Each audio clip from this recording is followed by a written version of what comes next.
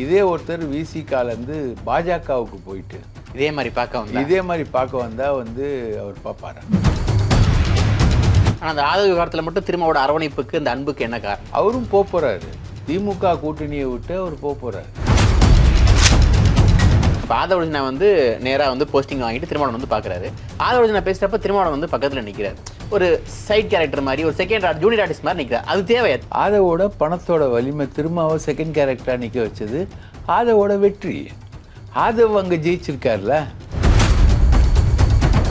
ஆதவ் அர்ஜுனா அவருக்கு நெருக்கமான வட்டாரங்களில் சொல்லக்கூடிய தகவல் வந்து அடுத்த துணை முதல்வர் நான் தான்.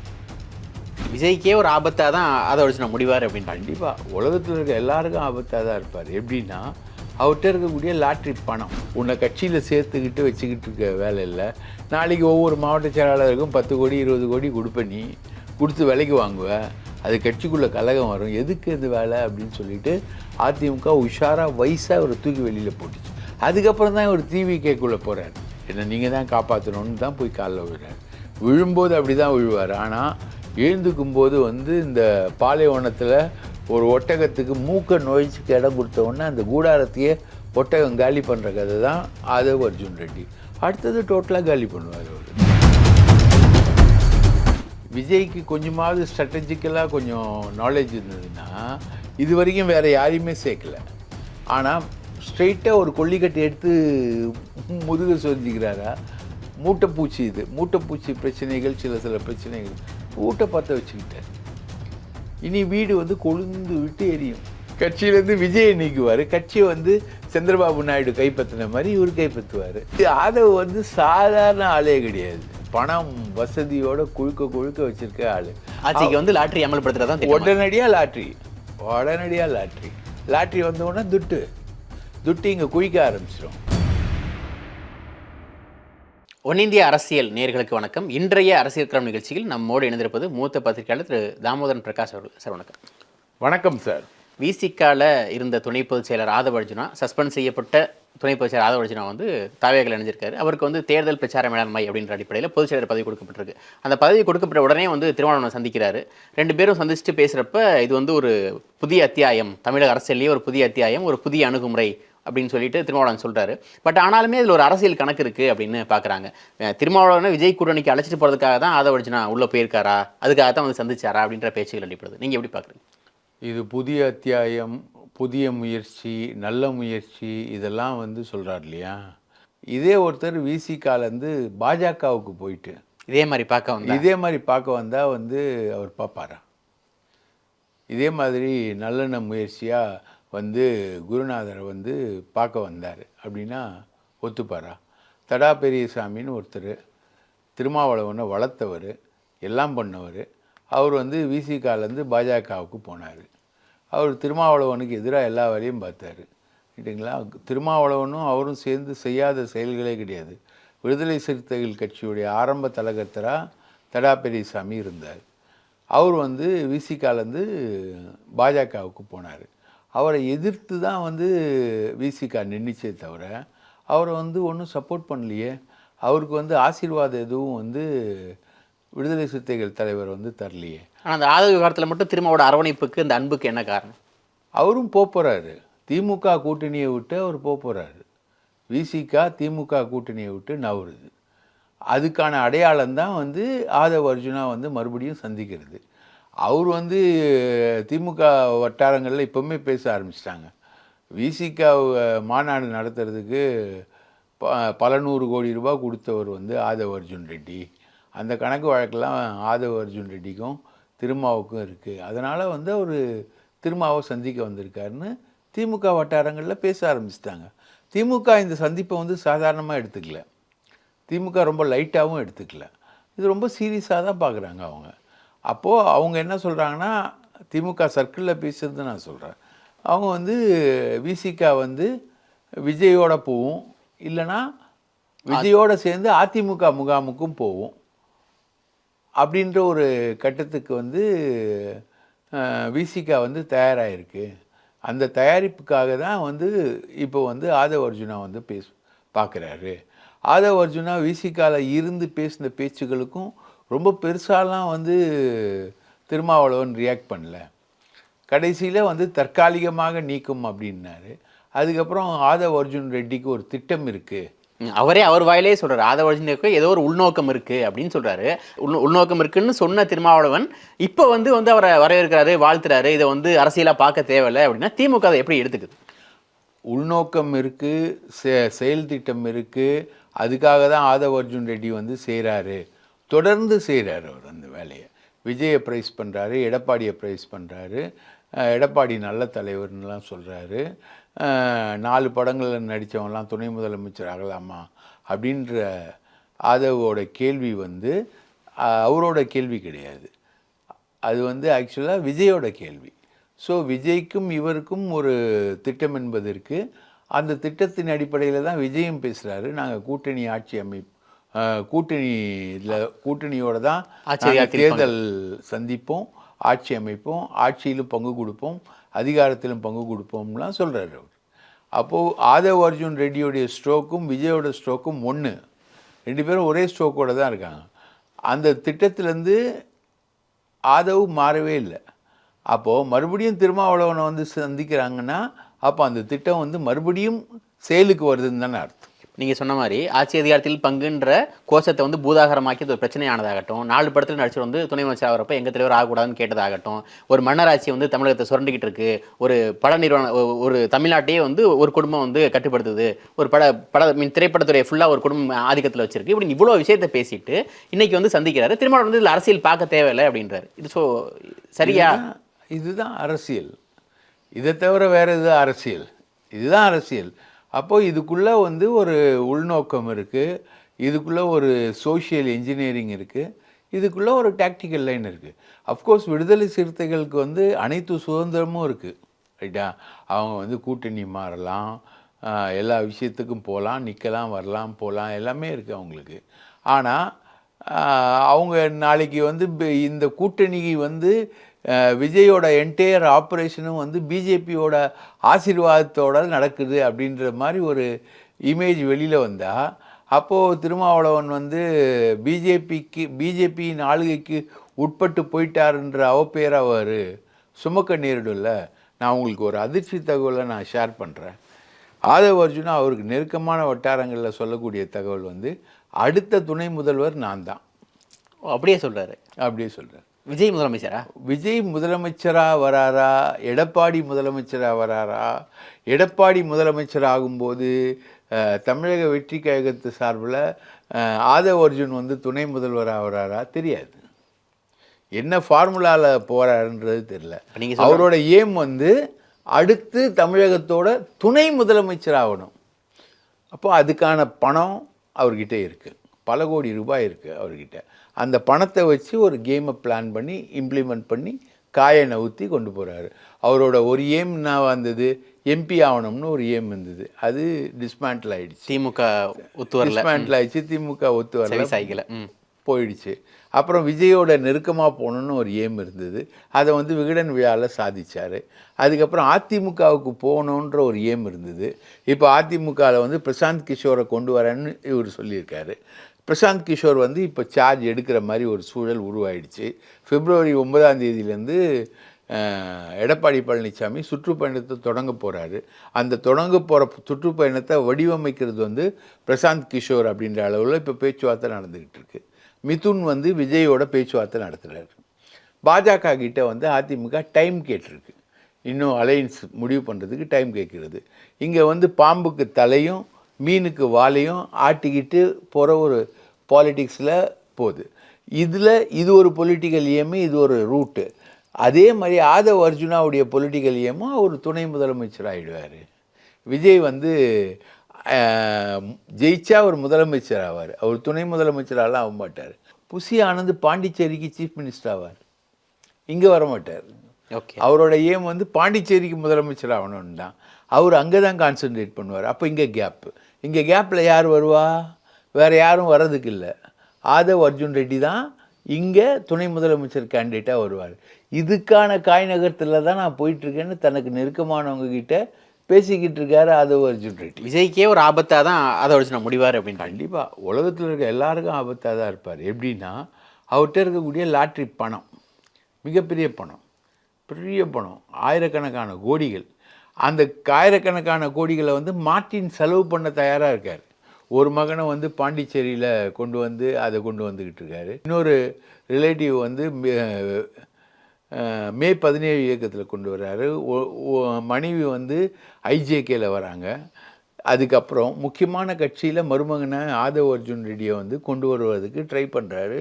ஒரு எக்ஸ்பெரிமெண்ட்டு ஃபெயில்டு திமுக, இன்னொரு எக்ஸ்பெரிமெண்ட் விசிகா ஃபெயில்டு, மூணாவது எக்ஸ்பெரிமெண்ட்டு டிவிகே. இங்கேயும் இவர் வந்து ஜான் நாயகத்தோட கீழே ஜான் புசி ஆனந்துக்கு கீழே, ஜான் நாயகத்துக்கு கீழே அப்படி ஒரு பொசிஷனில் ஒரு கொண்டு வர்றாரு. இந்த பொசிஷனை வந்து ஆதவ் அர்ஜுன் ரெட்டி எப்படி யூஸ் பண்ணுறாரு? அவர் வந்து ஸ்மூத்தாக விஜய் தூக்கிட்டு போயிட்டு ஏடிஎம்கே முகாமில் நிற்க வச்சு ஏடிஎம்கேக்கும் விஜய்க்கும் இடையே ஸ்மூத் ரிலேஷன்ஷிப்பை ஏற்படுத்தி அதுக்குள்ளே கொண்டு வராரா அப்படின்றதான் ஆதவ் உடைய இது. இப்போ நீங்கள் ஏடிஎம்கே எடுத்தாலும் விஜயோட பேச்சு என்பது மிதுன் மூலமாக ஒரு பேச்சுவார்த்தை என்பது இருக்குது என்றாலும் டிவிகேவை பொறுத்த வரைக்கும் அதிமுகவை ஹேண்டில் பண்ணுற முகம் யார்? ஆதவ் அர்ஜுன் ரெட்டி. இந்த முகத்தை வச்சு தான் அவங்க ஹேண்டில் பண்ணுறாங்க. ரெண்டு பேருக்கும் கோஆர்டினேஷனுக்கு ஆன விஷயங்களில் இவர் இருக்கார். இன்னொரு தகவல் இருக்குது, அவருக்கு சீட்டும் ரெடி பண்ணிட்டார். எம்எல்ஏ சீட்டு நிற்கிறதுக்கு அவருக்கான தொகுதியும் ரெடி பண்ணிட்டார். சரிங்களா? அது ஒன்று நாகப்பட்டினமாக இருக்கலாம், மீனவர்களும் கிறிஸ்தவ மீனவர்களும் அதிகமாக இருக்கக்கூடிய தொகுதி, விஜய்க்கு சேஃபான தொகுதின்னு கருதப்பட்ட நாகப்பட்டினமாக இருக்கலாம்.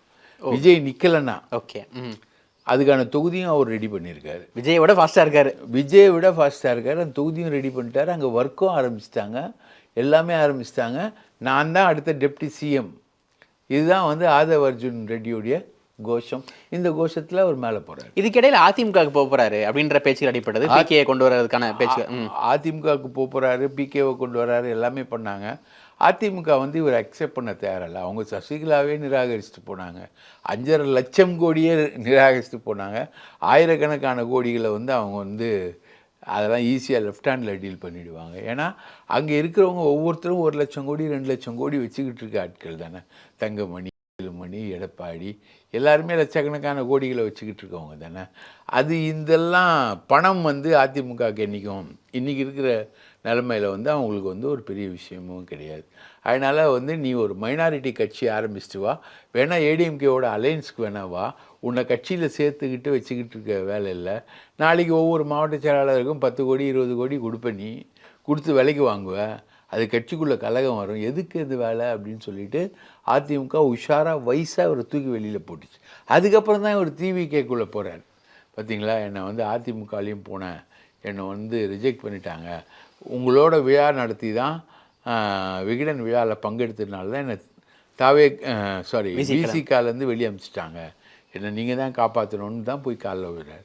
விழும்போது அப்படி தான் விழுவார். ஆனால் எழுந்துக்கும்போது வந்து இந்த பாலைவனத்தில் ஒரு ஒட்டகத்துக்கு மூக்க நோய்ச்சிக்கு இடம் கொடுத்தவொடனே அந்த கூடாரத்தையே ஒட்டகம் காலி பண்ணுற கதை தான் ஆதவ் அர்ஜுன் ரெட்டி.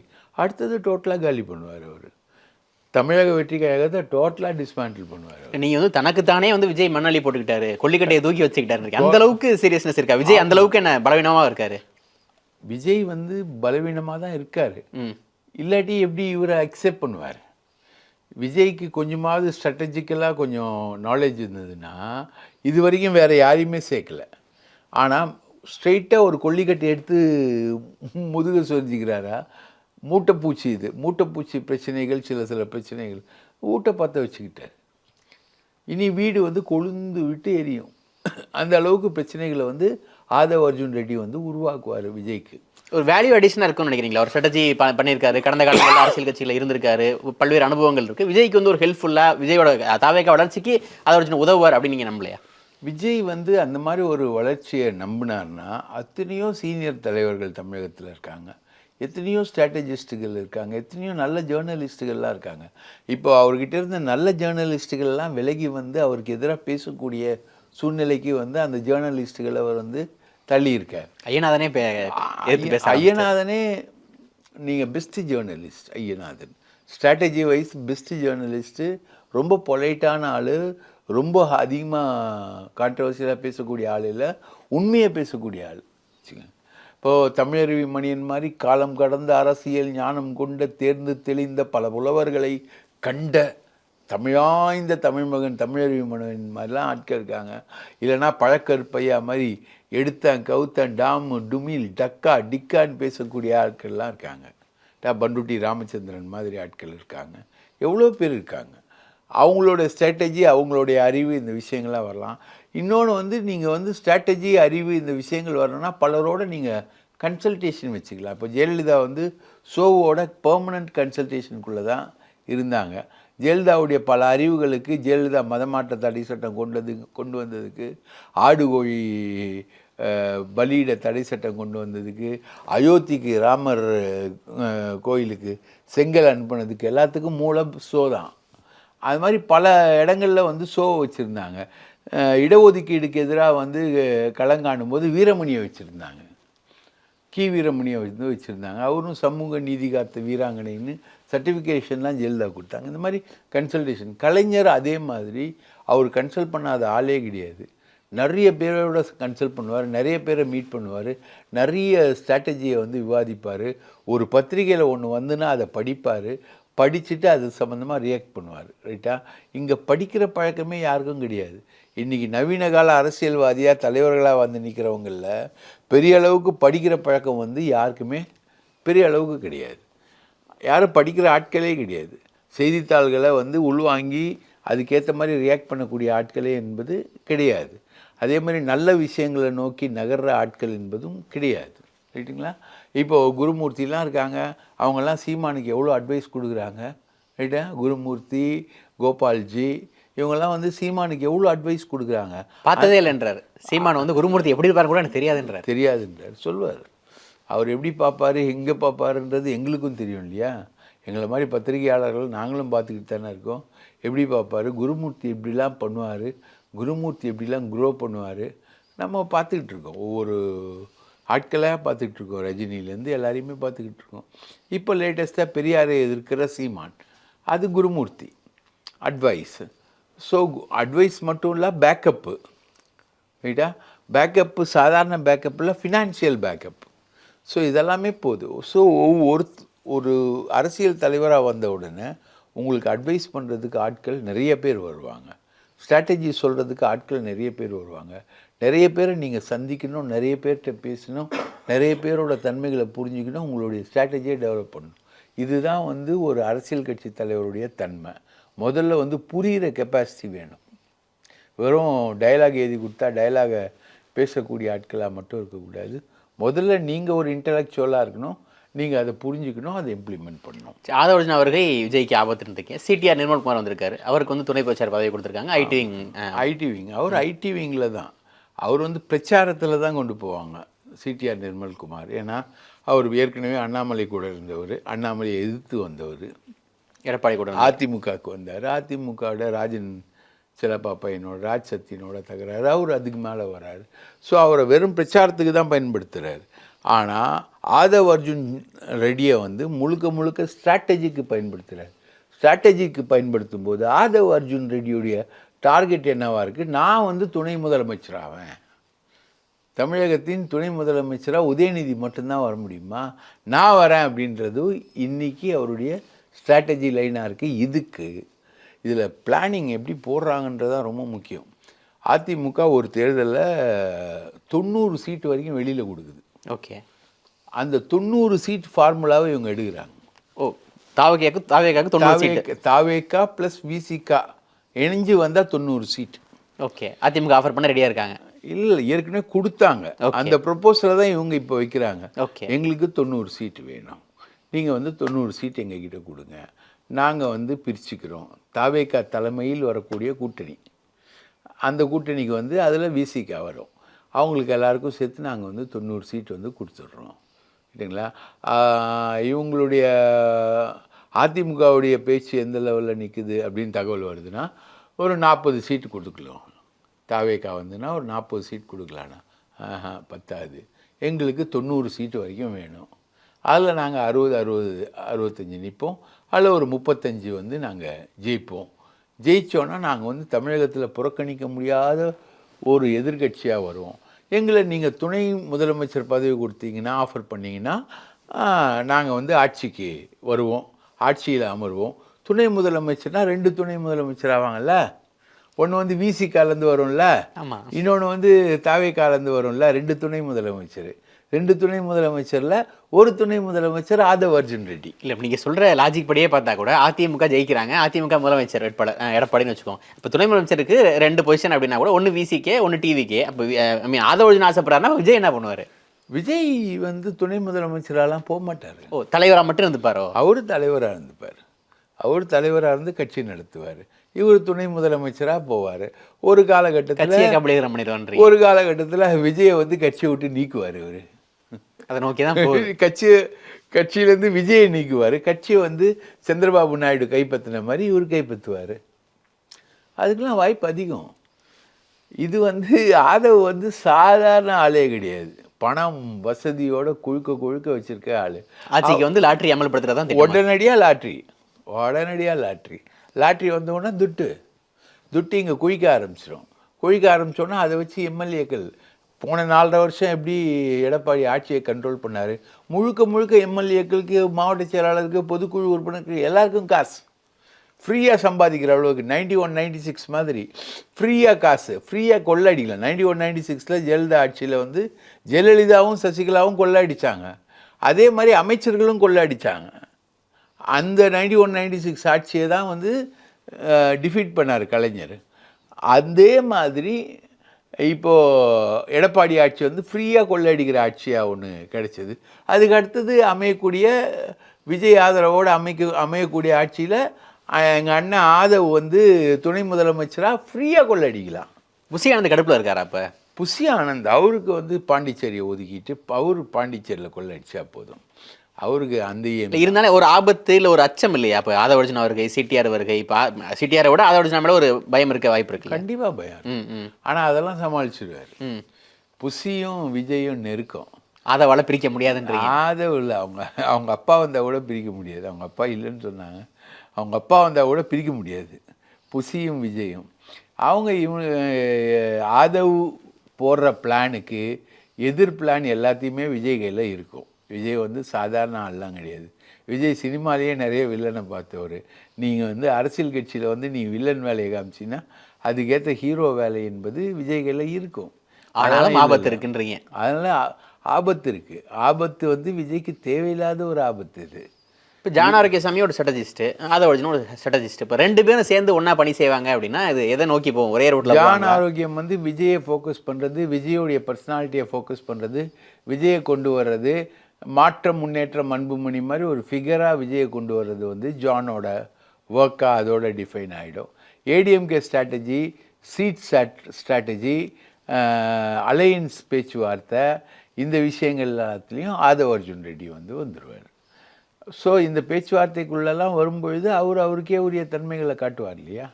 அதை வச்சு அவர் லிவரேஜ் எடுத்துருவார். இவன் எதிர்கட்சி கூட்டணி கட்சியும் வந்து ஆட்சியில் பங்கு, அதிகாரத்தில் பங்குன்னு வரும்பொழுது ஆட்சிக்கு ஆபத்து வராமல் இருக்கணும்னா விஜயை தாண்டி எம்எல்ஏக்களை கண்ட்ரோலில் எடுக்கக்கூடிய ஒரு ஆள் வேணும். அப்படின்னா அது ஆதவ் தானே. இப்போது தேமுதிகவுக்கும் அதிமுகவுக்கும் சண்டை வரும்போது தேமுதிக எம்எல்ஏக்கள்லாம் வந்து என்னானாங்க? அதிமுகட்ட வந்தாங்கல்ல. அதே மாதிரி விஜயகாந்த் பாணியிலேயே வந்து இவரோட ட்ராவல் ஆரம்பிக்குது. விஜயகாந்த் பாணியிலேயே அது முடியும்.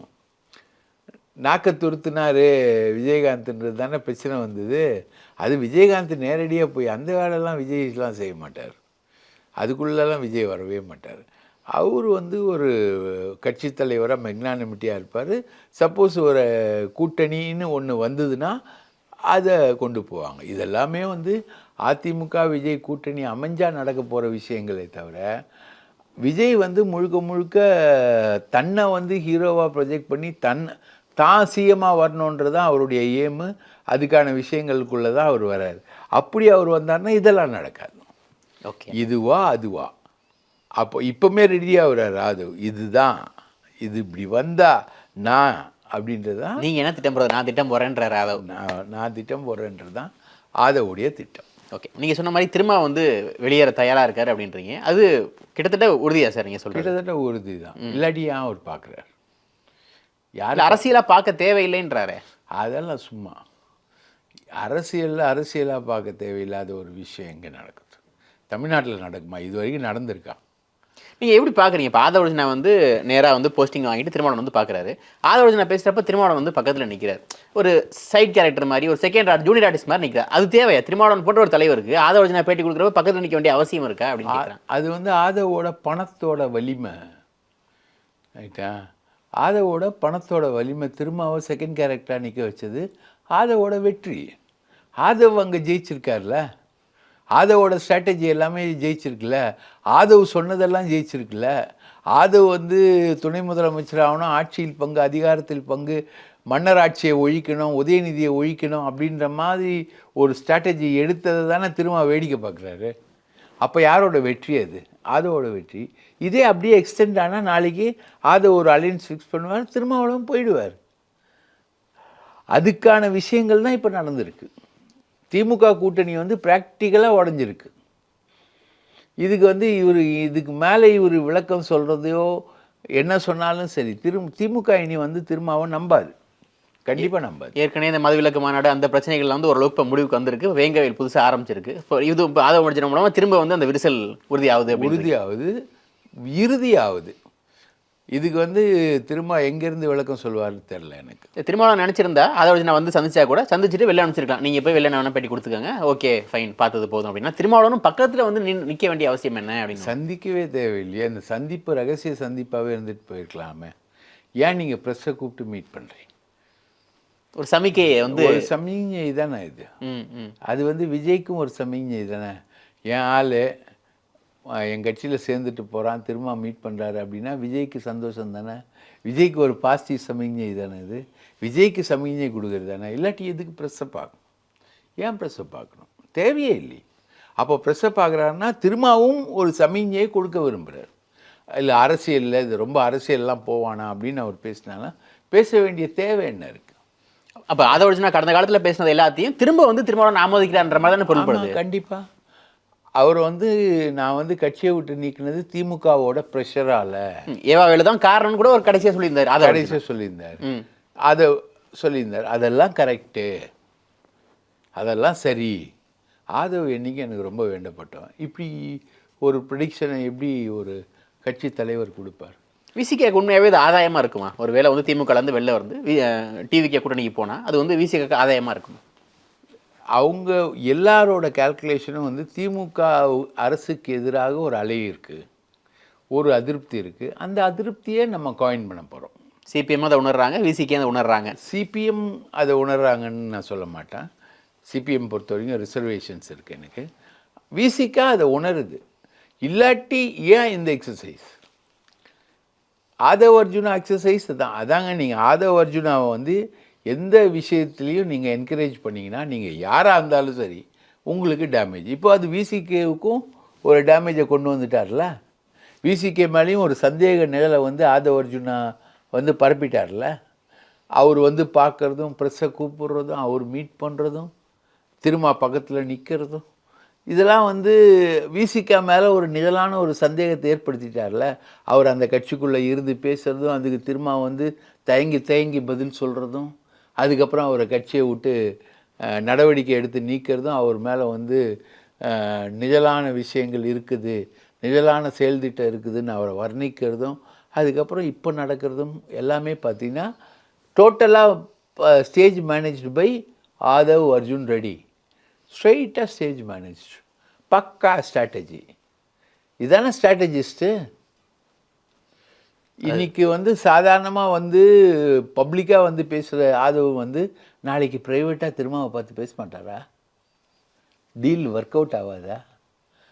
இன்றைக்கி சாதாரணமாக பேசிக்கிறவங்க நாளைக்கு டெலகிராம் ஆப்பில் லைனில் வந்து பேசிக்கலாம்ல, இல்லை ஃபேஸ் டைமில் உட்காந்து பேசிக்கலாம்ல, பேசுவாங்கல்ல, வாய்ப்பு இருக்குல்ல. அப்போது எனக்கும் ஆதவுக்கும் லிங்க் இருக்குன்றதை திரும்ப காட்டிட்டாரா? யாருக்கு காட்டுறாரு?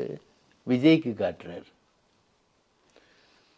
திமுக வந்து வெளில வர தயார் இருக்கான்றதுக்கான அறிகுறியை தான் திருமாவளவன் வெளிப்படுத்திருக்காரு. அதுதான் வெளிப்படுத்தியிருக்காரு. அது வந்து கம்ப்ளீட், ஆல்மோஸ்ட் கம்ப்ளீட் அப்படின்றது தான் இப்போ நமக்கு தெரிய வரக்கூடிய சங்கம். திமுகக்கு இதனால் எந்த இழப்பும் இல்லைன்னு நினைக்கிறீங்களா? திமுகவுக்கு இழப்பு இல்லை. திமுக ஃபைட் பண்ணும். திமுக உங்களால் ஃபைட் பண்ண முடியும் அப்படின்ற ஒரு கண்டிஷனில் வெறும் 20% வாக்கு வச்சுருக்காரு. ரைட்டா? இவர் அடிஷ்னலாக சேர்ந்தார்னா ஒரு 8% இல்லைன்னா ஒரு 10% வாக்குகளுக்கு உள்ளே வரும் அப்படின்ற ஒரு நிலவரம் என்பது இருக்கு இல்லையா? ஒரு 28 திரும்ப சேர்ந்தார்னா ஒரு 2 30 திமுகவுக்கு ஒரு மைனஸ் வரும், 2 வரும்.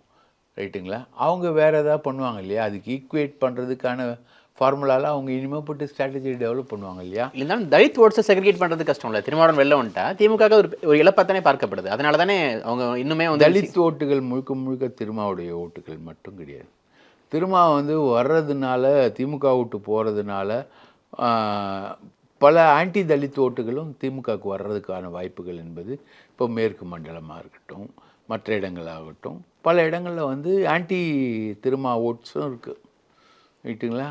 அந்த இப்போ திருமாவளவன் ஃபேக்டர் வந்து ஒரு சாதிய ஃபேக்டராக, ஒரு அடையாளமாக நிற்கக்கூடிய இடங்கள். அவர் ஆக்சுவலாக வந்து சாதியை எதிர்த்து நிற்கிறாரு, களம் காண்றாரு, ரியல் அம்பேத்கரிஸ்டாக நிற்கிறாரு, ஆன்டி பிஜேபியாக நிற்கிறாரு அப்படின்ற.